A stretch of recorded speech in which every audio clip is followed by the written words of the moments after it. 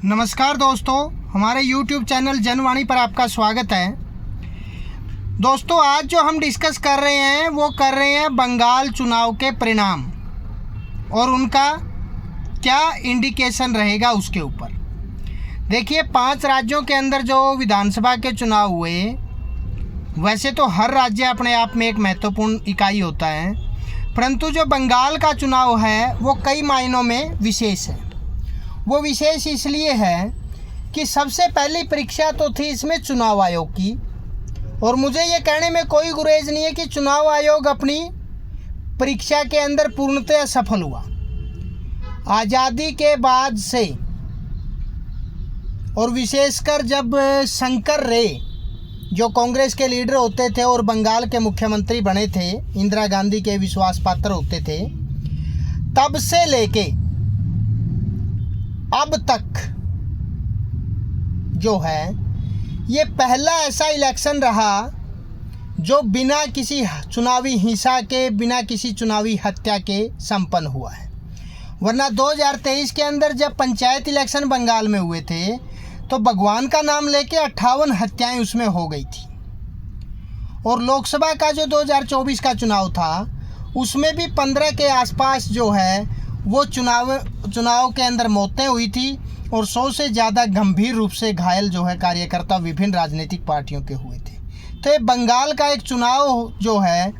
वो बिल्कुल खून से सना होता था। तो अब की बार इलेक्शन कमीशन की तत्परता से, केंद्रीय सुरक्षा बलों की मुस्तैदी से,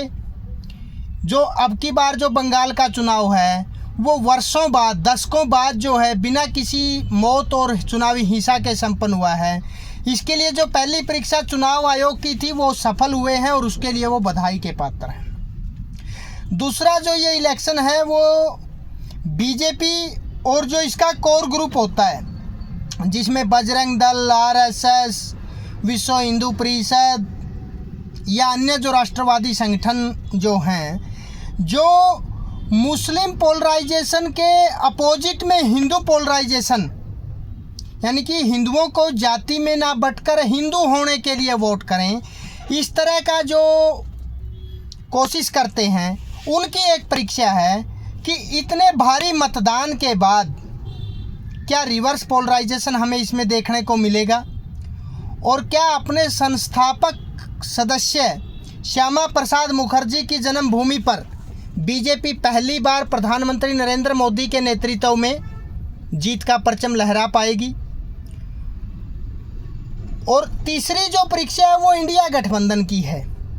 और खुद ममता बनर्जी की है, क्योंकि ममता बनर्जी उम्र के जिस पड़ाव पर है, अगर टीएमसी ये इलेक्शन हार जाती है तो उसके बाद टीएमसी के लिए सरवाइव करना और आगे पार्टी का खड़ा हो पाना एक दूर की कौड़ी साबित होगा। क्योंकि ममता बनर्जी उम्र के जिस पड़ाव में है, 7वें दशक में है, उसके बाद उनका कार्य कर पाना अपोजिशन में रह के बड़ा मुश्किल हो जाएगा। और सेकंड, जो लीडरशिप की सतह होती है वो पार्टी के अंदर है नहीं। अभी तो वो सरकार में है तो अभिषेक बनर्जी उन्होंने आगे किए हैं अपने भतीजे जो हैं,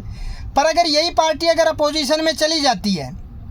तो फिर अभिषेक बनर्जी को, जो तृणमूल के पुराने लीडर हैं, वो अपना नेता नहीं मानेंगे। और अभिषेक बनर्जी का ऐसा कोई राजनीतिक इतिहास नहीं है, कोई उनका संघर्ष नहीं है कि उसको माना जाए।